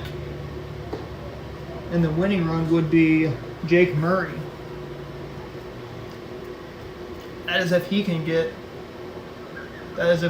to him and we can keep this game going. 0-1 is the count to Malstead. I believe he has struck out a couple of times. He swings and misses on a pitch on the outside part. And Crane is down to their final strike. 1 ball, 2 strikes is the count. Let's see if Malstead can preserve and possibly get himself on base. Pitch outside, and it is even at 2-2. Vaught Green waits on third. Let's see if he can be able to score and cut the lead down to 3. The pitch swings and hits it foul. It's actually my mistake, so Murray would be the tying run and Cloyd would be the winning run. That's if we can get to him. 2 balls, 2 strikes is the count to Malstead, but you don't want to get out number 3. The 2-2. Strike 3, and that's how this game comes to an end. Pirates had a base runner, but they stranded him. This game comes to an end. Crane loses by a score of 8-4. Pleasant Hope takes this one. They move up to 3-10 on the year. Crane falls to 1-7 on the year. They will head to Hurley tomorrow. They're going to look to get win number 2 over at Hurley. We're going to keep our mic on as we'll get ready for our senior night introduction. I'll go down and look for the script, and we will keep like I said, we'll keep the mic running for the senior night, for our senior night, for Crane's senior night. So don't go anywhere.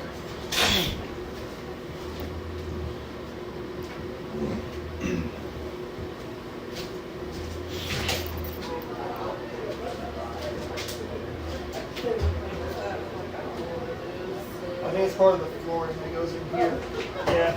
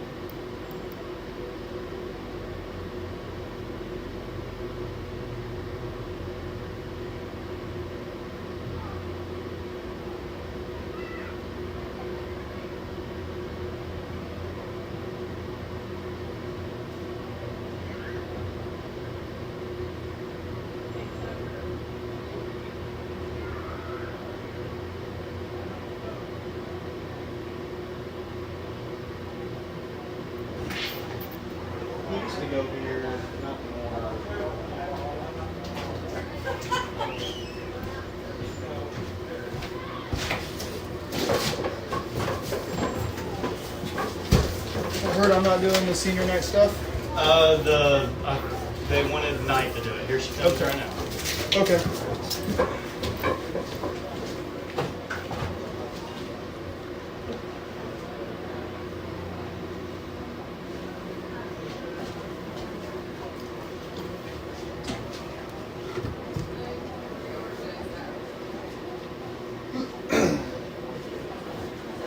Alphabetical by first name, and we'll see if the boys know their alphabet. Okay. Okay, do you know which one is hooked up to the mic? Yes, sir. It'll be this one. That's where my hand is, so that does the volume. So once you're done, you just turn it down. And that. All right. Take a good deep breath. You want to hold the mic or sit? Better off sitting. There you go.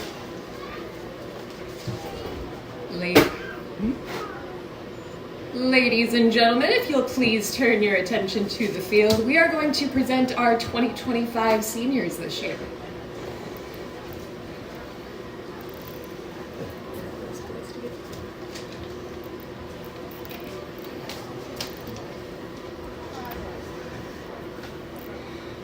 First up tonight of our seniors, we have Brady Robinson being escorted by his parents Philip and Misty Robinson.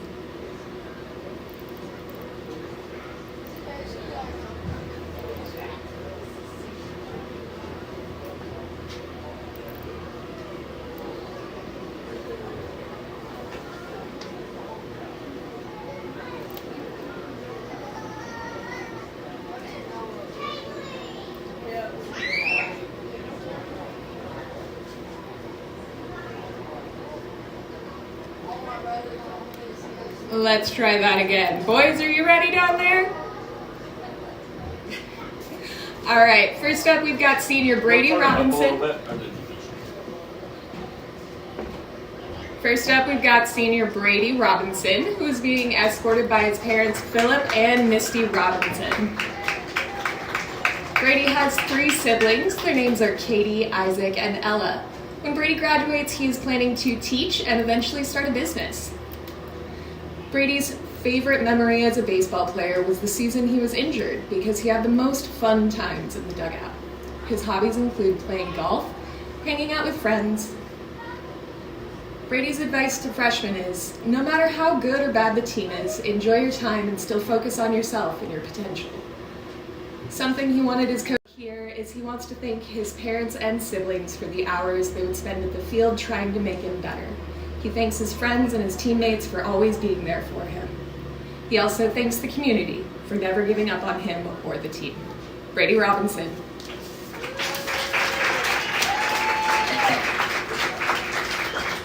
Next up, we have senior Connor Angel, who's being escorted by his parents, Melanie Morlock and Mike Morlock.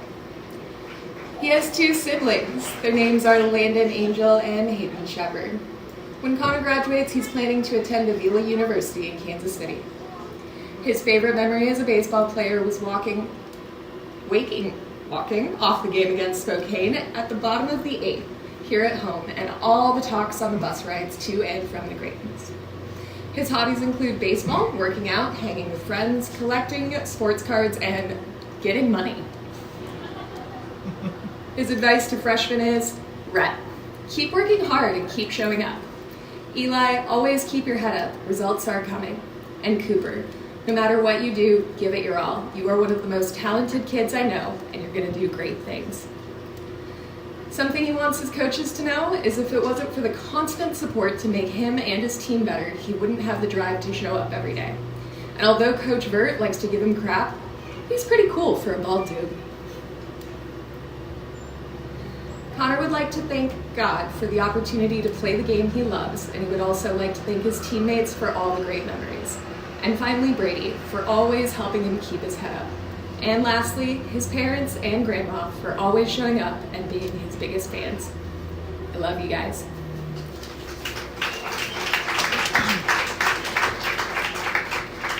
Next, we have senior Jake Murray, who is being escorted by his parents Chad and Cassie Murray. He has 2 siblings. Their names are Adam and Ellie. When Jake graduates, he's planning to start a well business. His favorite memory as a baseball player was when he had 2 triples and a double against Hurley.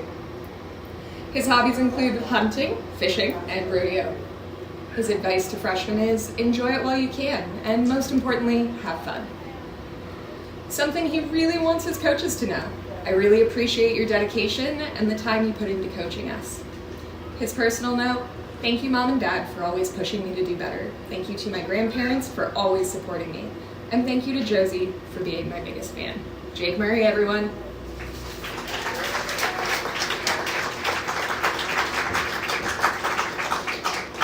Next in our senior lineup, we have Cohen Cloyd.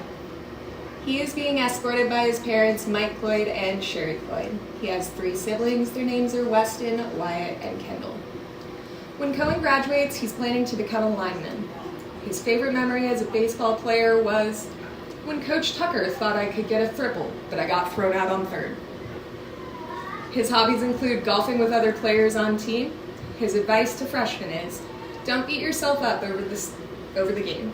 It will be coming to an end faster than you think, so have fun. Something he wants his coaches to know: thank you for not only making me a better player, but a better person. And his personal note: thank you, Mom and Dad, for pushing me to leave it out on the field, and thank you, other family members, for showing up. Cohen Cloyd, everybody.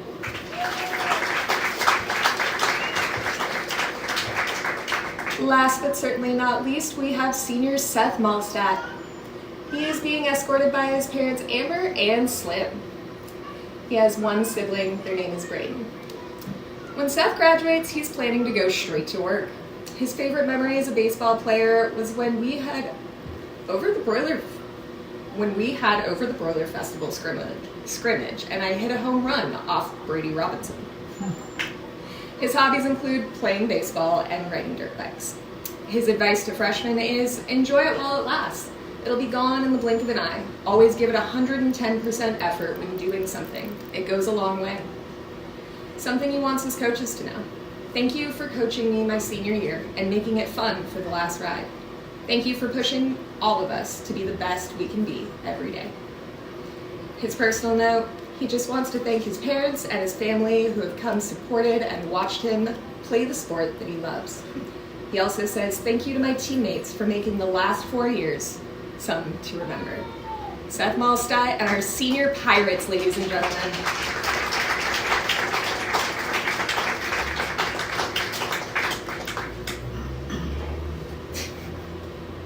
Would have been better if I wasn't out of breath. What's up? That would have been better if I wasn't out of breath. Oh.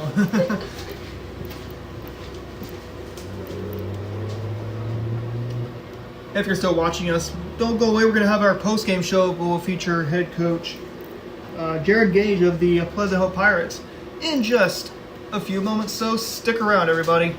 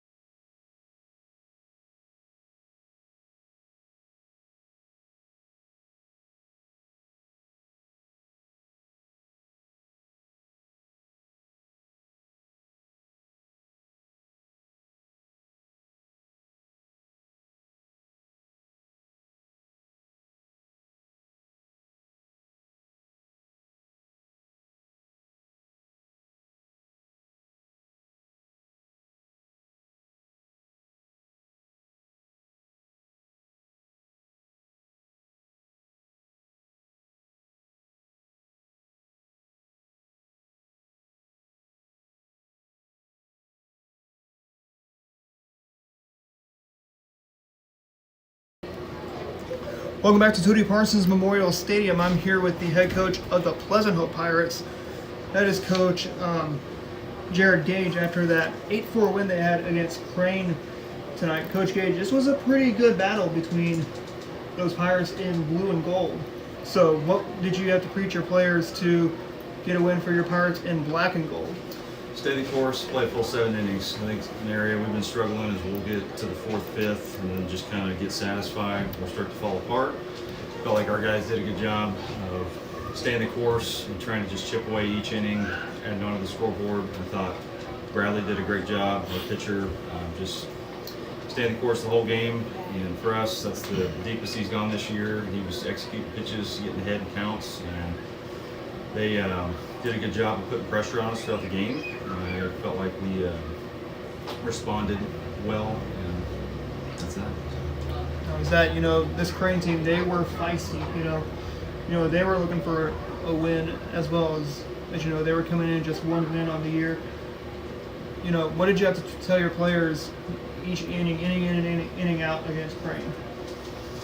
Just to not get satisfied, stay the course. Don't try to do too much. Simplify your approach. The last guy they brought in had a little bit of velo, so we were trying to make sure we weren't going out of our zone, staying within ourselves, and just not trying to do too much. Allow his velocity to create opportunities for base hits. 4 runs on the scoreboard in the 4th inning, and that's how you guys broke through. What is something that you guys were preaching on? I know you guys said that in the 4th and 5th inning you guys would get too comfortable or something like that. What did you have to tell your players? Did you have to tell them to stay locked in, stay focused? Yep. Just stayed on that course of the game and try to preach it over and over so that we're all on the same page and just try to execute what we need to. Like we did that. So. New Covenant's going to come up, I believe, either next week or sometime later this week. A conference rival in New Covenant. This is a new conference. After you guys took this game against Crane, another conference member, what's it going to be if you guys want to get win number 4 when you guys take on New Covenant? What do you know about New Covenant? I know they're going to be well coached. So we got to continue to play full 7 innings, like I said before, ensure that we are getting ahead in counts. I think they're going to be tough. I think our conference has had some talent for sure this year, and we've had to really push through some adversity at different times. And I think we're going to have to put the ball in play. It's going to be a big thing for us as well at home because that can create a lot of opportunity to get on base. If there were any final words you had to say to Coach Britton Tucker of the Crane Pirates, what would your words be to Coach Tucker of the Crane Pirates after that 8-4 loss they had? Thought they played well, and like I said, they put pressure on us. We didn't get to a point where we were just comfortable with the game. We had to stay in it the full 7 innings, and I think they did a good job of keeping that pressure on us. Appreciate your time, Coach Gage. Congratulations on that win against Crane. Hey, maybe you can get another win when you guys take on New Covenant Thank you. in your next ball game. Appreciate it. Coach Jared Gage is now joined by the starting pitcher of the Pleasant Hope Pirates in Bradley Jenkins. And Bradley, going into this game, you were starting the game on the mound today. This Crane team, they were coming in pretty feisty. What did you have to do to contain and tame those Pirate hitters? I just had to throw strikes, and hopefully my defense would help me back, make good plays like they did today. Just like they did today, throw strikes. Hope your defense can make good plays. The Crane team, like I said, they were coming in, they were feisty, they were not an easy task. What did you have to do? What did your coach have to tell you? He said, throw strikes and be confident with yourself and show that you can't get in your head. So. You were able to pitch into the bottom of the 7th inning against Crane. Even though you gave up 4 runs, you were able to contain them after the 3rd inning. And so, what kind of pitches were you throwing to Crane's hitters? A lot of changes. So working with the off-speed breaking balls to these Crane hitters, and now at the plate, you were hitting cleanup in the lineup. The cleanup man is always the one who can clean the bases. Were you able to get a couple hits in this game? I got one pretty good hit, but the rest, I was trying to see the ball where it ended Trying to see the ball and just hit wherever it is. New Covenant comes up, I believe, Friday, if I'm correct. I'm not sure. It's Monday, so next Monday you guys will take on New Covenant. What do you guys know about New Covenant, new conference member? What do you guys know about them? We figured they're really good. They're probably well coached.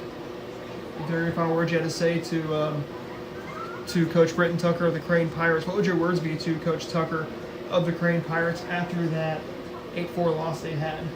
They played very well today. I hope they finish the season very strong. They're a pretty good team. Appreciate the time. Bradley, congratulations on that win against Crane. Hey, maybe you can come and stun New Covenant when you guys face them next Monday. Thank you. Coach Jared Gage and winning pitcher Bradley Jenkins. After that performance, and next we will have a few Crane seniors, maybe two or three. But don't go anywhere. We'll be right back.